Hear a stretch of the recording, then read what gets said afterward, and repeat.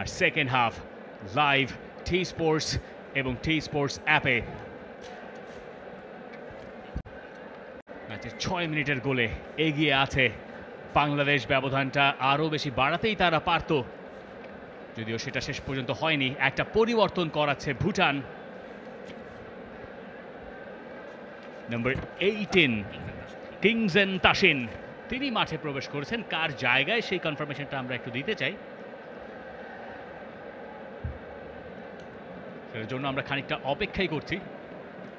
ভুটানের এই সেকেন্ড হাফে কাজটা কি হওয়ার কথা, কি হওয়া উচিত? ভুটানের সেকেন্ড হাফে কাজ একটাই, যদি এই ম্যাচ থেকে তারা বেরোতে চায় গোল করতে হবে। তবে বাংলাদেশের ডিফেন্স এবং মিডফিল্ড সলিডিটি ভুটানকে কোনো ধরনের রাস্তা দেখাচ্ছে না। হামজা চৌধুরী অনেক নতুনের মধ্যে যেটা অ্যাড করেছে সেটা হচ্ছে একের পর এক ইন্টারসেপশন এবং সেখান থেকে বল উইন করা, এবং we have kicked off for the second half. Second হাফের শুরুতে বাংলাদেশেরও পরিবর্তন হয়েছে। শেখ মোরসালিন যিনি কিক অফটা করলেন তিনিই নতুন মাঠে নেমেছেন। কার জায়গাতে সেটারও কনফার্মেশনের জন্য আমরা ওয়েট করছি।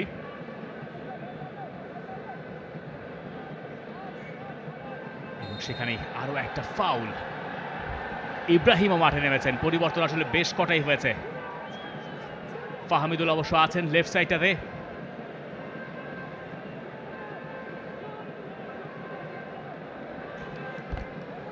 ইব্রাহিম এবং যিনি নেমেছেন ভুটানের হয়ে তোপ দেন তিনি ফাউলটা করলেন। Mohammad Ibrahim back in the national squad. এবং আরেকটা সেট পিস সিচুয়েশন বাংলাদেশের জন্য। মোরসালিন চলে গিয়েছেন সেখানে সেট পিসটা নিতে। মোরসালিনের সেই গোলটার কথা নিশ্চয়ই মনে আছে ভুটানের সঙ্গে। মোরসালিন অবশ্য এবার গোলের উৎস হতে চাইবেন। মোরসালিনের যে সেটআপটা ছিল সেখান থেকে হেডারের চেষ্টা ছিল, যদিও গোল কিক হচ্ছে। হামজা চৌধুরী, বড় খবর হচ্ছে তিনি সেকেন্ড হাফে আর মাঠে নেই এবং তাকে বদলি করা হয়েছে খুব স্বাভাবিকভাবে, যেহেতু 10 তারিখে ম্যাচ এবং তিনি একটা লম্বা ভ্রমণ শেষে বাংলাদেশ দলে যোগ দিয়েছেন। তার আগে একটা ব্যতিব্যস্ত সময় তাকে পার করতে হয়েছে শেফিল্ড ইউনাইটেডের হয়ে, যেখানে ওই দলটা শেষ পর্যন্ত প্লে অফের ফাইনালে সান্ডারল্যান্ডের কাছে হেরে প্রিমিয়ার লিগে প্রমোশনটা পায়নি। এরপরে বাংলাদেশে এসে তিনি প্র্যাকটিস করলেন 3 দিন এবং তারপর মাঠে নেমে গেলেন। ফার্স্ট হাফে গোলও করলেন এবং ওই প্রথম 45 মিনিটই ছিল তার জন্য। এই পরের 45 মিনিটে দেখা যাক বাংলাদেশ হামজাকে ছাড়া কি করে কোপ আপ করে। সাদ বল জিতে দিয়েছেন ফাহমিদুলকে, ওভারল্যাপ করে যাচ্ছিলেন, তবে তার আগে ফাহমিদুলের কাছ থেকে বল নিয়ে যাওয়া হয়েছে। থ্রো ইন পেয়ে যাচ্ছে বাংলাদেশ। ফাহমিদুল এখনো সেকেন্ড হাফে রয়েছেন। That is a clear intention যে কাবরেরা তাকে আরো কিছু সময় দেখতে চান। লেফট উইং এ ফার্স্ট হাফে বেশ কিছু ক্লিনিক্যাল চান্সেস তিনি ক্রিয়েট করেছিলেন। সেই জায়গা থেকে তার সেকেন্ড হাফে দেখাটা এই দর্শকদের জন্য একটা ভালো ব্যাপার। পরিবর্তনের ভেতরে আরো একজন আছেন, মোহাম্মদ হৃদয়, নাম্বার 5। এই পরিবর্তনগুলো আমরা দেখছি। ইব্রাহিম, হৃদয় যারা নেমেছেন।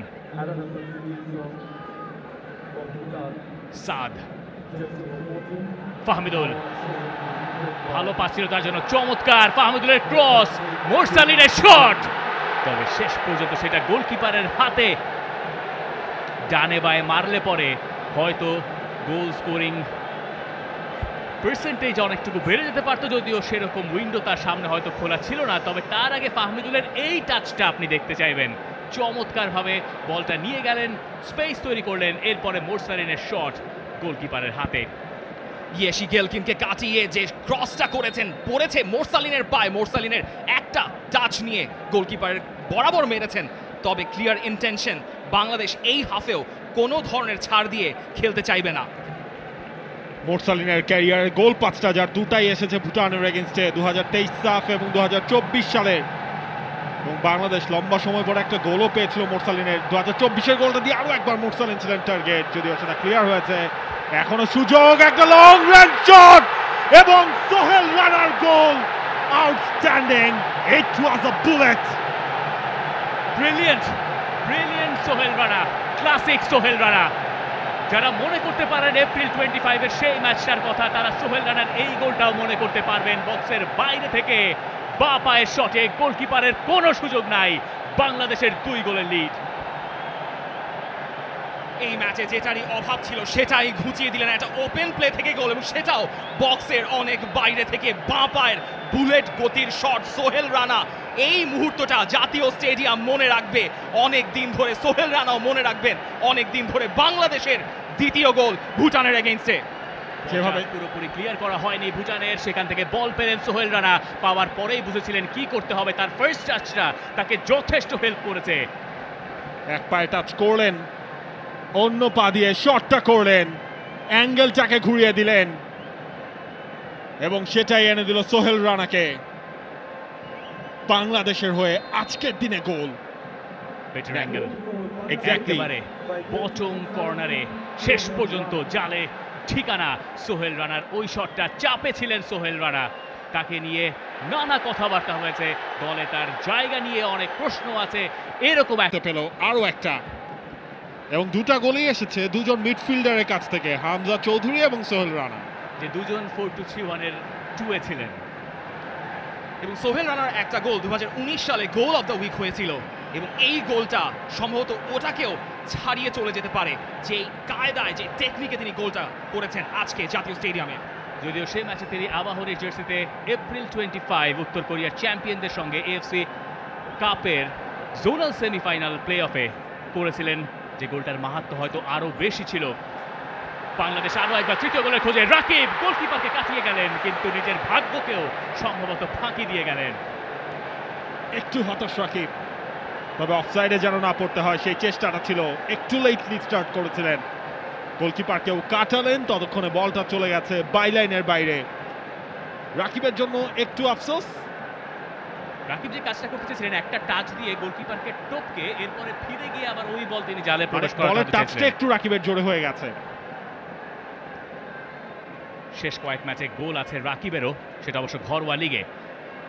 এবার ভুটান তারা আক্রমণে সেকেন্ড হাফে প্রথমবারের মতো, এবং বক্সের ভেতরে তারা যখন ঢুকছে তখন বাংলাদেশের ডিফেন্ডাররা বেশ সতর্ক।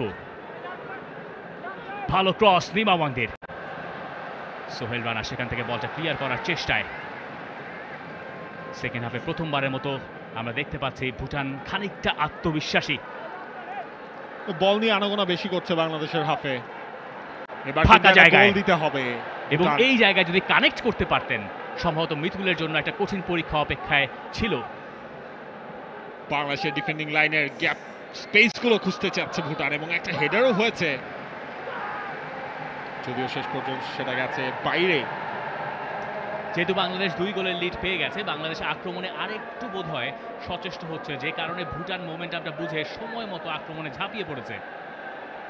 আবারও সেই গোলটা এই জায়গা দিয়েই মারতে হতো। পায়ের ফাঁক দিয়ে গেছে, মাথার সাইড দিয়ে গেছে, হাভিয়ার কাবরাকে দাঁড় করিয়ে দেওয়ার মতো একটা মোমেন্ট উপহার এনে দিয়েছেন সোহেল রানা সিনিয়র।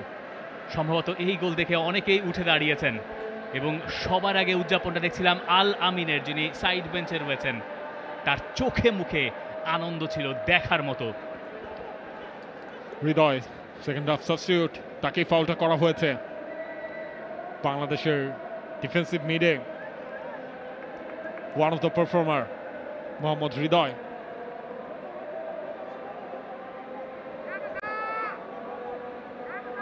সোহেল রানা সেকেন্ড গোলটার নায়ক তিনি।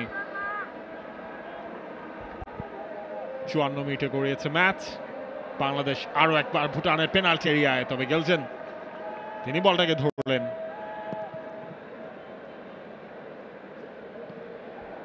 তারিক কাজী,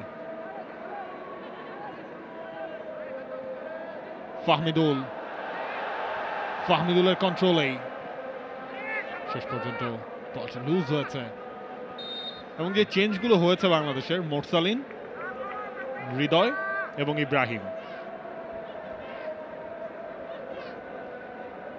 আরও একবার সেই গোলটাই আমরা দেখছি, যেটা সোহেল রানা করেছেন প্রথমে রাইট ফুটে।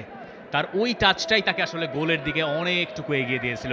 এরপরে তার সামনে ছিল শট করা, অনেক কাজ বাকি ছিল। যদিও ইব্রাহিমের প্রেসিংটা আমরা দেখছিলাম, সেই প্রেসিং থেকে বল পেয়েছে বাংলাদেশ, এবং সেখান থেকেই আরও একটা ক্রস করার চেষ্টা, যেটা ব্লকড এবং পরে গিয়ে কর্নার কিক।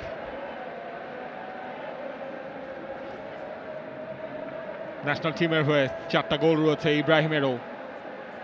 এই সিজনটা ইব্রাহিম বেশ ভালোই করেছিলেন আবাহনী লিমিটেডে, প্রিমিয়ার লিগে 3টা গোল, ন্যাশনাল টিমের স্কোয়াডে ছিলেন লম্বা সময় ধরেই।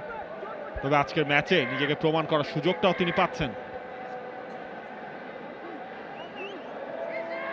কর্নার কিক, হেডারটা কে করবেন? সেকেন্ড বল, সেটা এসেছে বাংলাদেশের কাছে। সোহেল রানা অনেকটা নিচে নেমে এসে বলে কন্ট্রোলটা নিতে হয়েছে, এবং মিতুল মনে হয় পেনাল্টির বাইরে বের হওয়ার খুব একটা দরকার তার পরে নাই আজকের ম্যাচে। তবে সেট পিস থেকে বাংলাদেশের কৌশলটা দেখার চেষ্টা করছিলাম। বাংলাদেশের প্লেয়াররা বক্সের ঠিক ভেতরে প্রবেশ করে একটা লাইনের মতো, রেলগাড়ির মতো দাঁড়িয়েছিলেন এবং অপেক্ষায় ছিলেন যে ওখান থেকে বলটা যদি আসে তাহলে তারা গিয়ে সেখানে হেড করবে এবং পরে তারা রান নেবেন। বাংলাদেশ যে গোলটা প্রথমে পেয়েছে হামজা চৌধুরীর কাছ থেকে, হামজার স্টার্টিং পজিশনটাও সেরকম ছিল। সেট পিসের কথা এলে আর্সেনালের কথাটা একটু আনতে হয়। আর্সেনালকে আমরা অভিনব কায়দা অবলম্বন করতে দেখি সেট পিস থেকে। বাংলাদেশও সেই ধারায় বোধহয় কিছুটা আছে। বাংলাদেশের অ্যাসিস্ট্যান্ট কোচ এই সেট পিস নিয়ে প্রচুর কাজ করেন, যদিও সেট পিস এমন একটা বিষয় যেখান থেকে সফলতার হার হয়তো খুব কম মেলে, কিন্তু সেটা আপনাকে আলটিমেটলি একটা ম্যাচ জেতার দিকে অনেক বেশি এগিয়ে দেয়।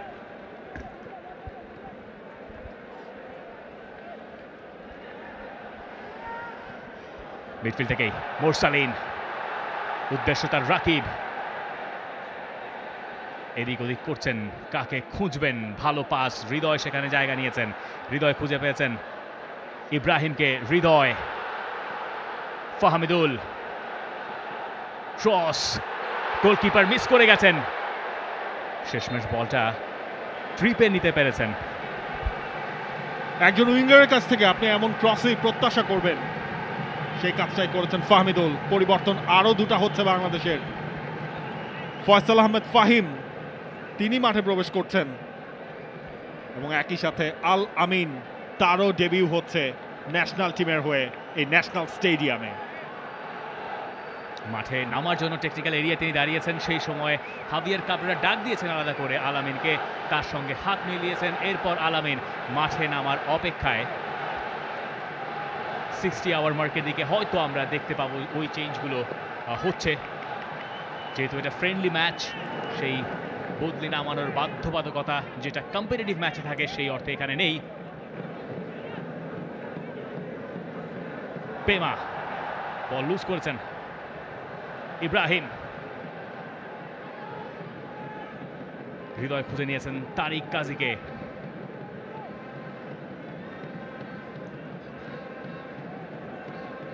সোহেল বল চাইছেন এপাশে সাদউদ্দিন,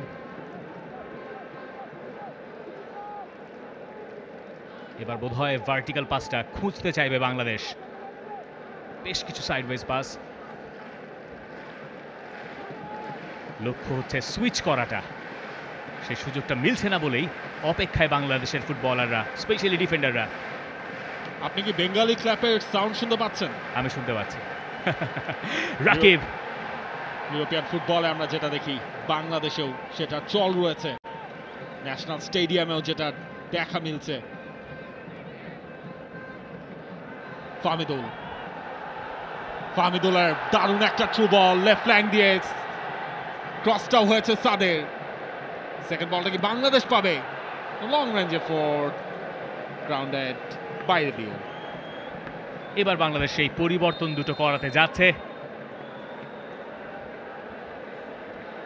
প্রথম পরিবর্তন রাকিবের জায়গায় আল আমিন, এবং ফাহমিদুল তার অভিষেক শেষ হচ্ছে এই 59 মিনিটে, এবং স্টেডিয়াম পুরোটাই দাঁড়িয়ে তালি দিচ্ছে এক টিনেজার ফুটবলারকে, যাকে দেখার আগ্রহ বাংলাদেশিদের ছিল বহুদিনের। 18 বছর বয়সে কি করা যায় সেটা ফাহমিদুল করে দেখিয়েছেন। এই যে ভালোবাসা, সেটা তার জন্যই।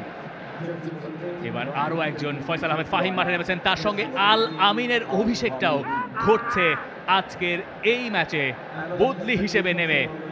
দুর্দান্ত একটা মৌসুম কাটিয়েছেন বাংলাদেশ পুলিশ এফসির হয়ে, ছিলেন ভারতের বিপক্ষে স্কোয়াডেও, যদিও নামা হয়নি সেই ম্যাচে। তিনি বলেছিলেন জাতীয় দলে ঢোকার পরে যে তিনি তার প্রথম ম্যাচে গোল করতে চান এবং হামজা চৌধুরীর কাঁধে উঠে বসতে চান, যদিও সেই সুযোগ আলামিনের আজ হবে না যদি তিনি গোল করেন, কারণ হামজা চৌধুরী সাইড বেঞ্চে। আমার মনে হয় তিনি ডাগ আউটের সামনে এসে হামজা চৌধুরীর কাছে যেতেই পারেন, সেটা যেতেই পারেন। আপনি সেই প্রথম ইন্টারভিউটা নিয়েছিলেন, এরপর যতজন সাংবাদিক তার ইন্টারভিউ নিয়েছে তার কাছ থেকে আমরা সেটাই শুনেছিলাম, প্রথম গোলের পর তিনি আসলে কি করতে চান। দেখা যাক আলামিনের কপালে আজকে গোলটা লেখা আছে কিনা। আপাতত বাংলাদেশের জন্য বেশ উৎসাহের এবং উৎসবের আবহ এই মাঠে, যেটা আসলে দরকার ছিল একটা জয় দিয়ে শুরু করা এই মাঠে, অন্তত বাংলাদেশ যেটাকে নিজেদের দুর্গ বানাতে চায়। For more updates, subscribe to our YouTube channel and click on the bell icon. Follow us on Facebook and Instagram. Download T-Sports app to enjoy exciting games and highlights. Visit tsports.com.